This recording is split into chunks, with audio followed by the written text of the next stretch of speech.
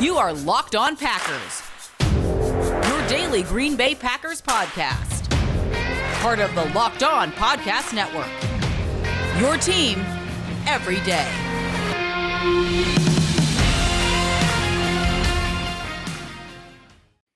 You are Locked On Packers, part of the Locked On Podcast Network, your team every day. I'm Peter Bukowski, and I cover the Packers for The Leap, a newsletter I would love for you to subscribe to. You can follow me on Twitter at Peter_Bukowski. You can follow the podcast on Twitter at Locked On Packers. Like us on Facebook. Subscribe to the podcast on iTunes, on Spotify, on Google Podcasts, wherever you find podcasts. You will find Locked On Packers, the number one Packers podcast on the internet, and the show for fans who know what happened. They want to know why and how. You can also check us out on YouTube. We streamed live after the Monday Night Football game, and we will be streaming live on YouTube on Sunday after the Green Bay Packers take on the San Francisco 49ers in San Jose, coming up on Sunday night in prime time. Another prime time tensile test for this Green Bay Packers team. Just how good are they? How good can they be? We will find out a lot of the answers to those questions coming up this Sunday. The Locked On NFL Draft Podcast relaunched yesterday with brand new hosts. Eric Crocker brings you the player scouting. Ryan Tracy brings you the analytics. Follow the Locked On NFL Draft Podcast on YouTube, the Odyssey app, or wherever you get podcasts. Of course, it is Wednesday, and so that means it is Zhao You Doing. Lily Zhao from Fox 6 in Milwaukee will be here to bring her unique perspective to what's going on with the Green Bay Packers. We will get to that in just a little bit. I went back and watched the game, and I got the all-22. Right now, the NFL is not being very forthright with the coach's tape, and so you have to go to the black market sources to get these things, apparently. And so, we got to do what we got to do to bring the people the content that they need, the best way that we can possibly bring it to you. And so that is what we're trying to do here.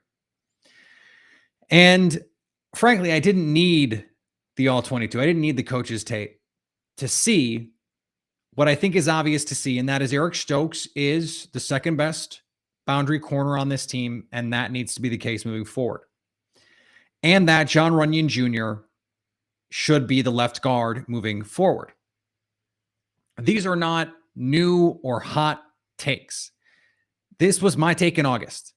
That's what I thought the offensive line was going to look like. I was a little surprised, and I guess more than a little surprised, when in mid to late August, the conversations are about, Royce Newman is the guy who's going to step in at right guard. And then even though he lost his job to Royce Newman, he's the guy, Lucas Patrick is, who's going to go over to left guard instead of Jon Runyan Jr., who I thought just was more likely to be the guy there.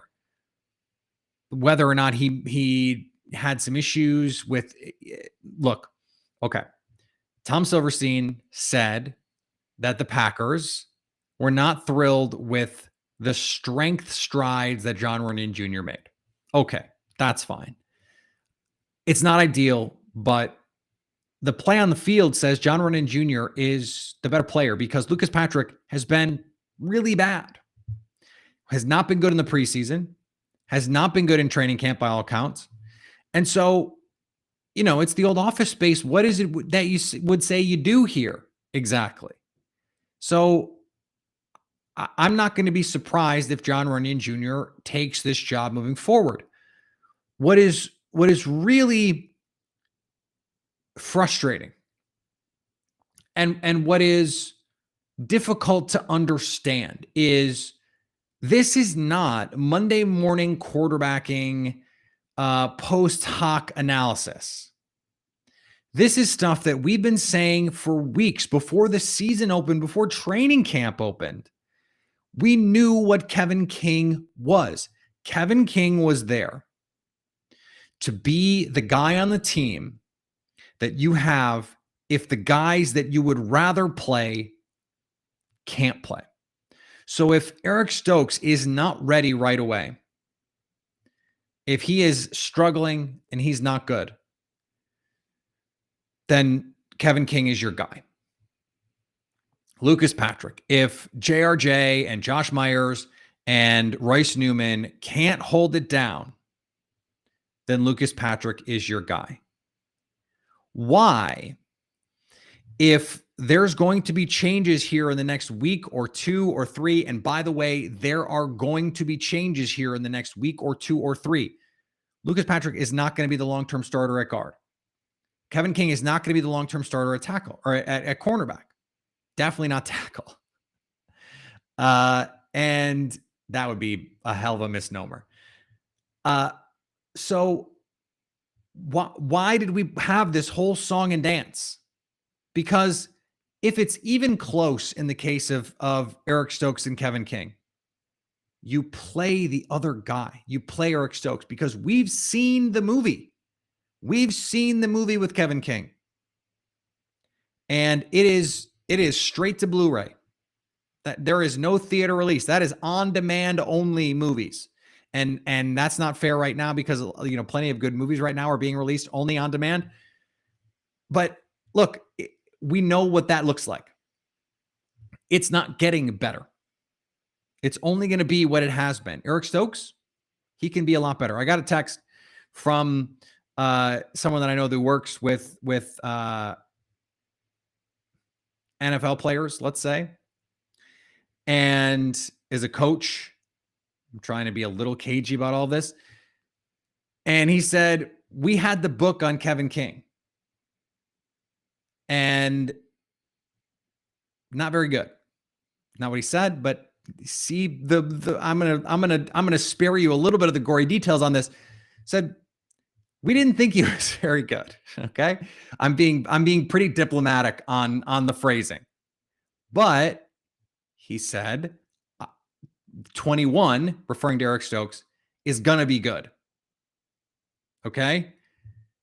If the other teams can see this, if the teams that are preparing for the Packers can see this, then it is obvious to other teams and it has to be obvious to the Packers. So if that's the case, why did we deal with all of this?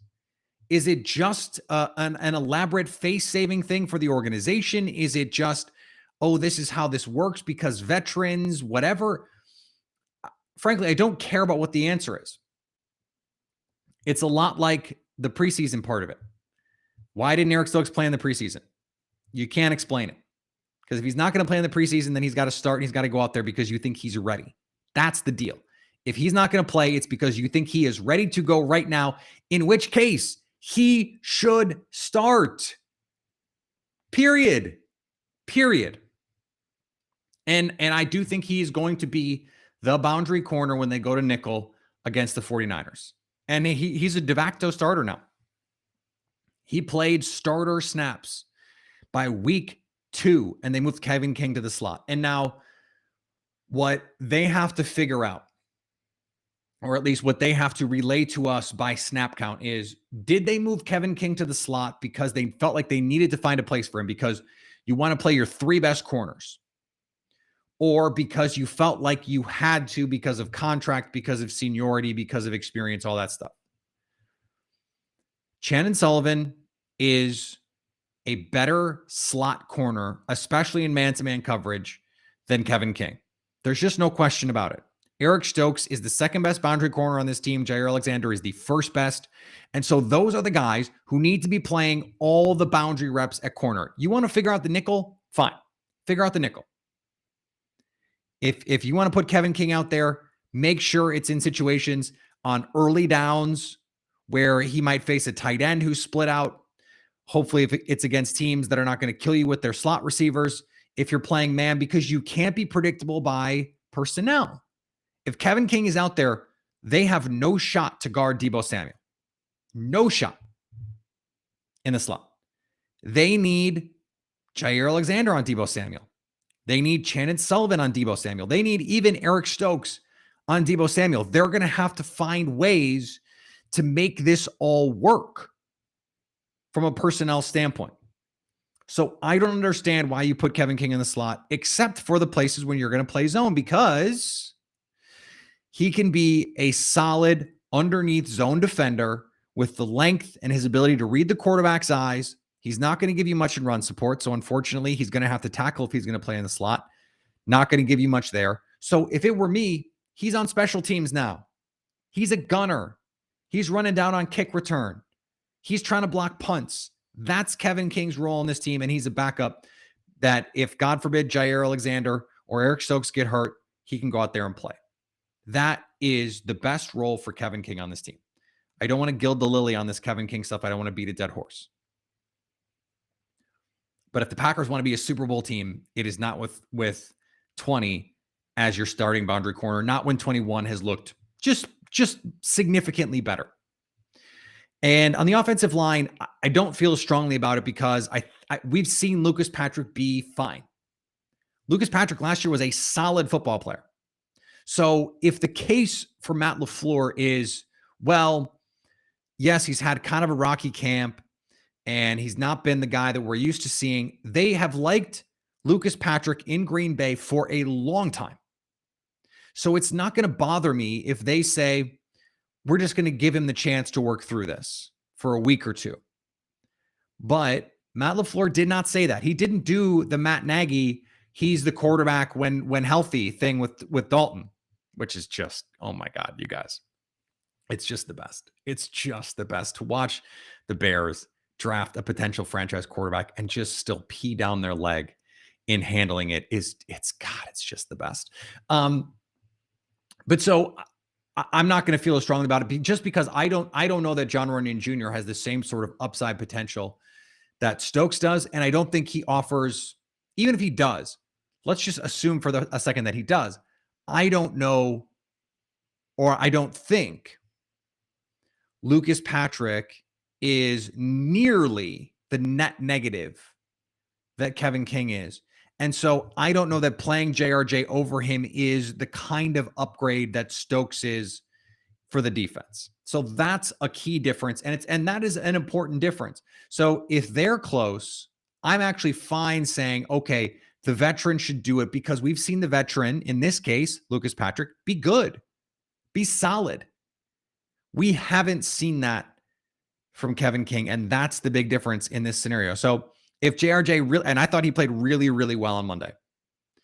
If he has to go out there and be extraordinary, well, then you're getting a guy who's extraordinary, and that's great.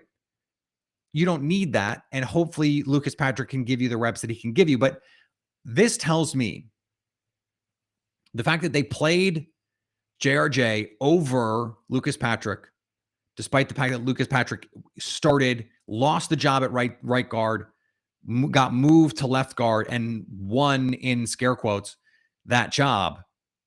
And then even though he was cleared to play, did not play because Jon Runyan Jr. practiced all week. That tells me that they think those two are pretty close. And the fact that JRJ went out there and played as well as he did on Monday tells me that your best five does not include Lucas Patrick. Now, I know it's one game and you don't want to overreact. So if they put Lucas Patrick out there again, I'll get it. I'll understand. But if he struggles again, that leash has got to be short. This is a Super Bowl or bust team. So there's no messing around on this. There's no messing around. They have to get this right. And the leash is for basically everyone. When you think you might have a better option behind him, got to be a quick hook for those players.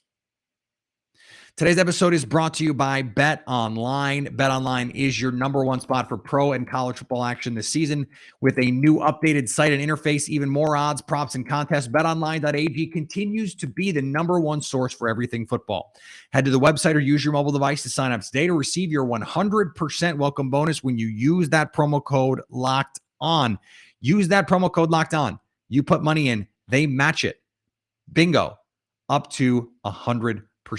From football, basketball, boxing, right to your favorite Las Vegas casino games. Don't wait to take advantage of the amazing offers available for the 2021 season. BetOnline, your online sportsbook experts. Hey, Packers fans, this is your gentle host, Peter Bukowski, with an incredible app everyone who buys gas needs to know about. It's Get Upside. Who else would be doing these ad reads? I don't know. My listeners are making up to 25 cents for every gallon of gas every time they fill up. Just download the free Get Upside app in the App Store or Google Play right now and use promo code TOUCHDOWN to get a bonus 25 cents per gallon on your first fill up. That's up to 50 cents cash back. I got a message yesterday from a listener who said, "Hey, I saved a bunch of money using that app. Don't pay full price at the pump anymore. Get cash back using Get Upside. Just download the app for free and use the promo code TOUCHDOWN to get up to 50 cents a gallon back on your first tank. And you can cash out anytime to your bank account, PayPal, or an e-card, or get for Amazon and other brands.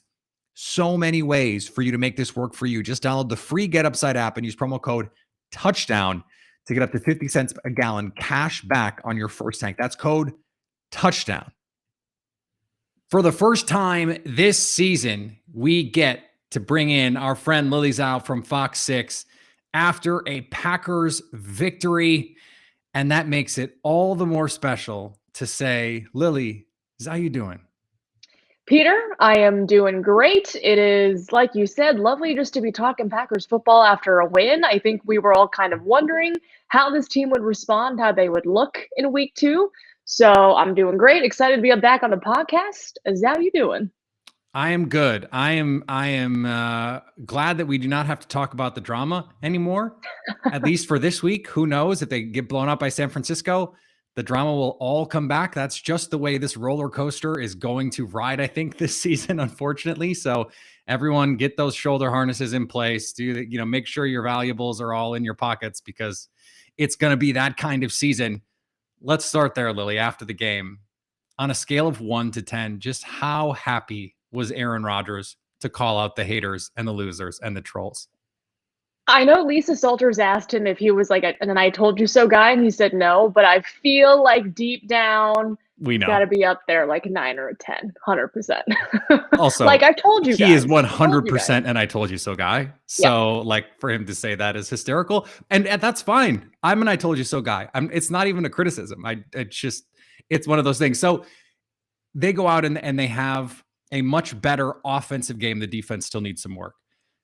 To what degree did this at least sort of quell your whatever burbling fears you had about what this offense could be after a disastrous week 1 performance?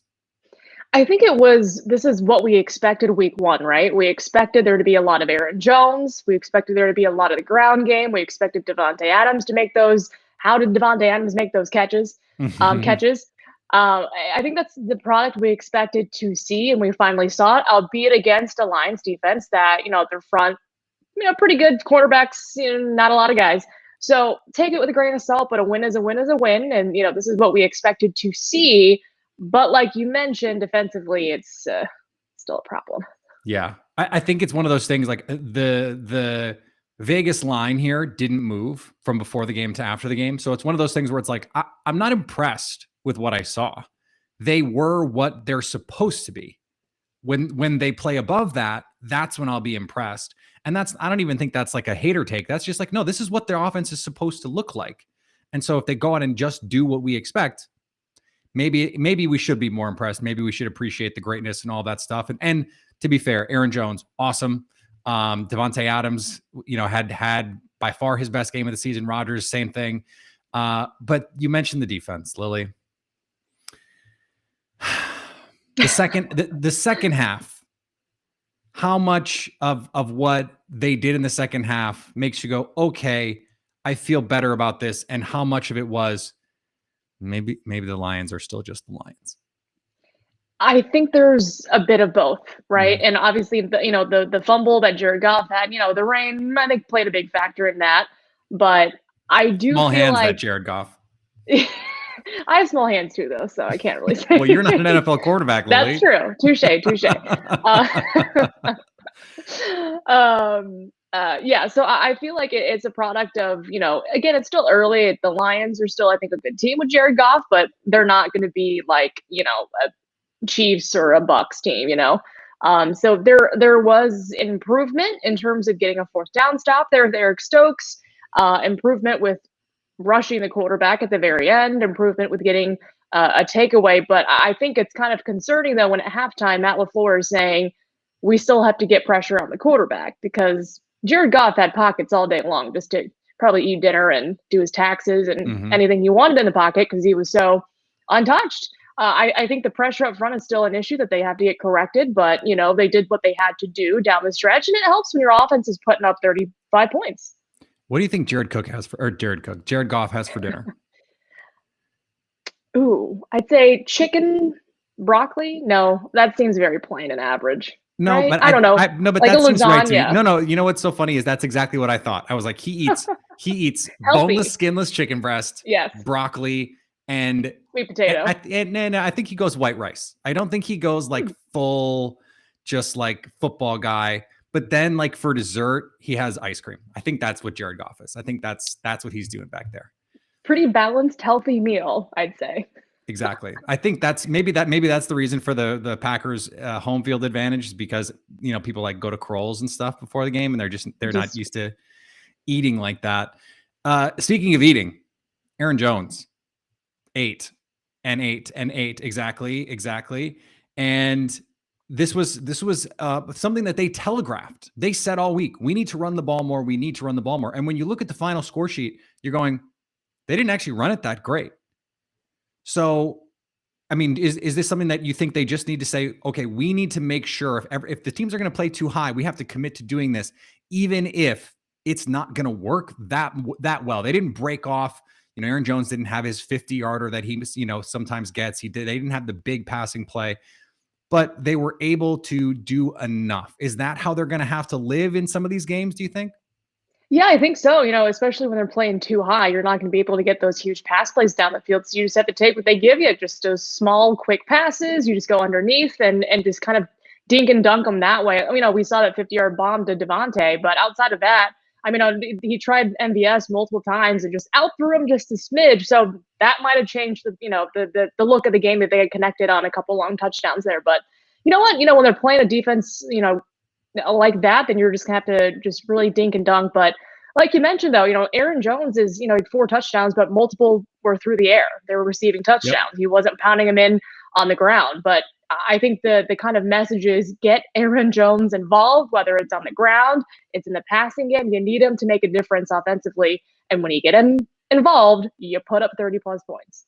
Yeah, no question about it. And I mentioned on the show yesterday that this is an offense that can still get better. They missed the MVS shots, as you mentioned, that they were hitting last year. I mean, those were now maybe they were hitting MVS in the hands and then hitting the dirt, but they were also hitting those big plays. And that connection after, Marquez gets off to this, he has a great camp and everyone is raving about this leap that he's going to make this year. And they just haven't been able to get on the same page. What is your confidence level that they can reach the sorts of heights that we saw in 2020, to have us say, oh yeah, they were awesome. Not just, oh yeah, we expected them to play well and they did. I think it'll hopefully come to fruition with David Bakhtiari is back with the team. Like when they're at full strength, I feel like that's when they can make that next leap. And luckily for them, it's hopefully in about another month-ish that they can potentially have him back. So, there's still a good chunk of the season left when he does return. So I think that's when you can see them making that next leap. But I think right now what we're seeing is the offense we expected to see. And like you mentioned, I think this is an offense that can get better. It's just, Rodgers is running into sacks. They're still having a couple issues there. Yeah, that was just very uncharacteristic, right? I feel like sometimes when he's out of the pocket, he just instinctually knows there's a defender there, so he goes the opposite way. But didn't happen a couple times last night. But I do believe that there is another footing for this offense. It's just going to take a little bit of time to get there. Do they need more Randall Cobb in this offense? Because we saw a little bit more. He made a couple catches on third down to convert plays. I think so. I mean, that's why you bring him back, right? I know he was brought back because Aaron Rodgers wanted him. He was brought back because he has veteran leadership. He, quote unquote, doesn't really know Matt LaFleur's offense, but he is, a quick learner. I think that getting him involved is important, especially on those third downs when he was just able to convert. I think he's an integral part of this offense, and I think he's somebody that hopefully we can see get a touchdown or two down the stretch here. Defensively, obviously the standout is Eric Stokes. I mean, I think that's the takeaway that you have coming out of this game. He had some early struggles. I tell myself, Lily, before every game, I tell myself, do not assign blame to coverage busts in these games because we just don't know from the TV copy. And yet every game I do it. I have to remind myself not to do this because we heard from Matt LaFleur and he was like, okay, on one of those, not Eric Stokes' fault, even though Peyton and Eli said it was, by the way. I just, the difference in movement skills to me is so profound with Kevin King. I kind of liked the role that he was in. What was your takeaway from what we saw from Stokes? Outside of the very first touchdown, which breakdown there when Quintez Cephas scored, I feel like he was able to really go toe to toe and stride for stride with these receivers. I thought he was in the right place at the right time that he needs to be. Obviously this is still 2 games into his pro career, so he's going to need some more time to mature. But I think, a lot of questions were posed on Twitter. It's, can we start Eric Stokes? Can he get a lot more reps over Kevin King? And I feel like if he's going to keep playing the way he does, especially in that 4th and 1 where he broke up the pass, I feel like that's going to be a potential. But I really do like what I see with him. He is fast. I think it's just more of just give him some more time to just mature, but I think he's going to be really good for this defense. Why didn't we see him in the preseason? This is one of those bizarre questions because, he's young. He's going to have these breakdowns. And if they don't think he's ready to start, then he needs the work, right? Josh Myers, Royce Newman, they needed the work. Why did Eric Stokes not? And then now, we're talking about he could start in week 3, and yet he hasn't even had these preseason game reps. What did the Packers miscalculate there? What do you think the thought process was? It seems bizarre to me. That is a great question. And I feel like that's only one that the coaches are going to know, because I feel like you said, for the obvious reasons, he is a rookie. He needs to get those snaps in preseason because, again, who knows what his role will be in the regular season. It's like he's not like a top pick, or he's not going to automatically start. Right. Not that they always do. But I feel like that's a good question. It's, if I feel like if he got more snaps, there might have been maybe more leeway to say, oh, we could potentially start him week 2, because we have seen a lot of him in the preseason, what he can do, versus, well, maybe he's using the regular season as an audition to potentially start. So that's a good question, Peter. I don't have an answer, but I feel like the answer now is to just get him on the field more and then have him produce, and then you're good to go. If he keeps playing well, right, this all gets taken care of. And it's the same with John Runyon Jr. I thought he had a really good game Monday night. Maybe he's the starting left guard moving forward, at least until Elton Jenkins. We'll see what they do with the offensive line there. It seems baffling to me. If he's going to take this job as quickly as he did, then why wasn't it just his job? And ironically, this happened with Kevin King. When he was a rookie, he was like the 4th corner all of training camp. There was one injury, and like by week 3, he's starting. And it's just like, well, then why wasn't he doing all of this all along? It just doesn't make sense to me. I know you don't have the answer, so I'm sorry that I'm now like ranting at you, but it's frustrating to me. So as we try and push this forward now, this is a marquee game. Prime time again. Packers, 49ers. I said during the game, Kyle Shanahan is going to hang 50 on this team. What do they need to do to prevent that from happening, do you think? Not schematically, but just give me something. Give me some hope that they're not going to lose by 50 is really what I'm asking. Yeah, I feel like, in that first half, I'm pretty sure Kyle Shanahan was just like licking his chops, like, man, we're going to have some fun. And obviously we know the track record for this team in California is not good as of late. We don't want this to be a reversion back to week 1 where it's, no one shows up.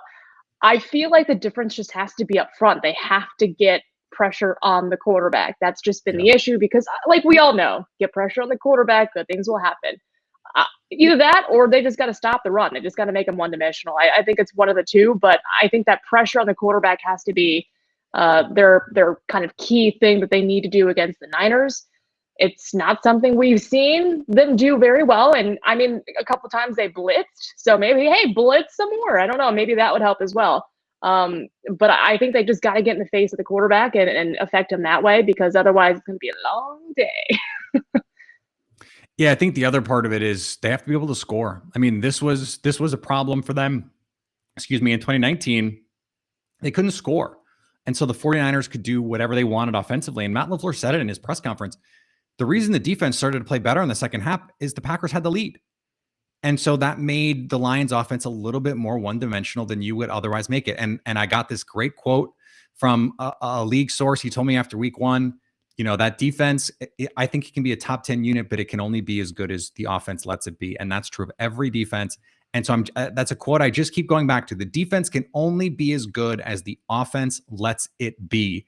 So with that, I ask you, finally, how does this offense stay on it? Because we've seen it, they'll have these games where they look like they can score 35 against anybody. And then they have a game where it's just like, what?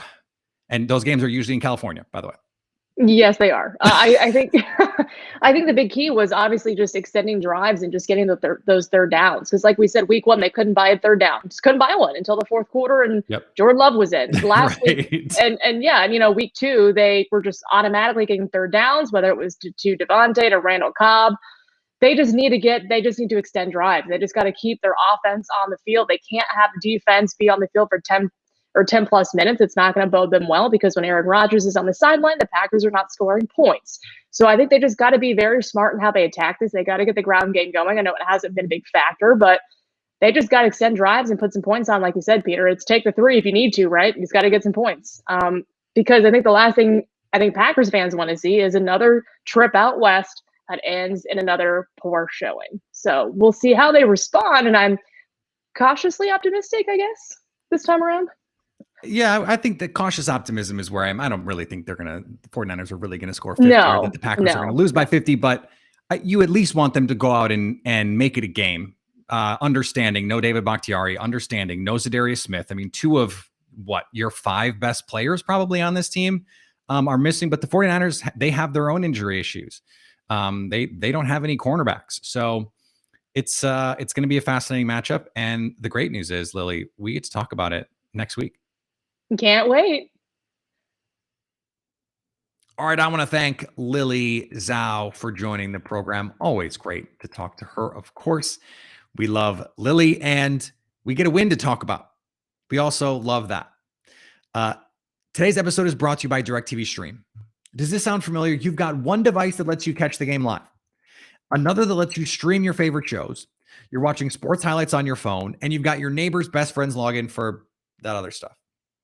Well, I want to tell you about a simple way to get all the entertainment that you love without the hassle, and a great way to finally get your TV together. It's called DirecTV Stream, and it brings you live TV and on-demand together like never before, so you can watch your favorite sports, movies, and shows all in one place. That means no more juggling remotes and no need to buy another device ever again. And the best part, no annual contract. So get rid of the clutter and the confusion and get your TV together with DirecTV Stream. You can learn more at directtv.com. That's directtv.com. Compatible device required, and content may vary by package, of course.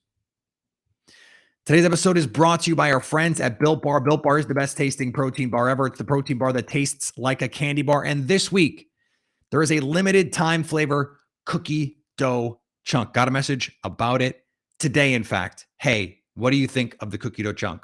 I have to be honest, I haven't tried the cookie dough chunk, but what I told this person was every limited time flavor that Built Bar has had, I have devoured. In fact, some of my favorite brands, my favorite flavors have been those limited time flavors. The grasshopper cookie, the coconut brownie, they have all delivered in ways that I never imagined they could. They not only taste great, but they are good for you. High in protein, high in fiber, low in net carbs, and low in sugar. So go to built.com right now and use promo code LOCKED15 to get 15% off your first order. That's promo code LOCKED15 for 15% off at built.com. And betting on the Packers doesn't have to be a guessing game. If you listen to the new Locked On Bets podcast hosted by your boy Q and handicapping expert Lee Sterling, get daily picks, blowout specials, wrong team favored picks, and Lee Sterling's lock of the day. They have been killing it this season. They have a win rate this year over 60%, which means if you are following their advice, you are making dollars. Follow the Locked On Bets podcast brought to you by betonline.ag wherever you get podcasts.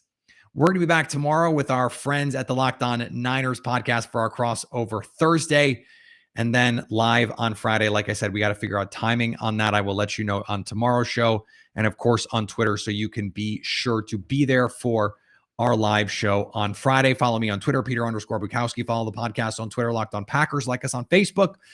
Subscribe to the podcast, iTunes, Spotify, Google Podcasts, wherever you find podcasts, you will find Locked On Packers. Go subscribe on YouTube. We're going to be doing more of this YouTube stuff. We did have a little bit of an issue yesterday, and it affected our audio, unfortunately. So the first couple minutes of the show yesterday, a little bit garbled, had some skip issues.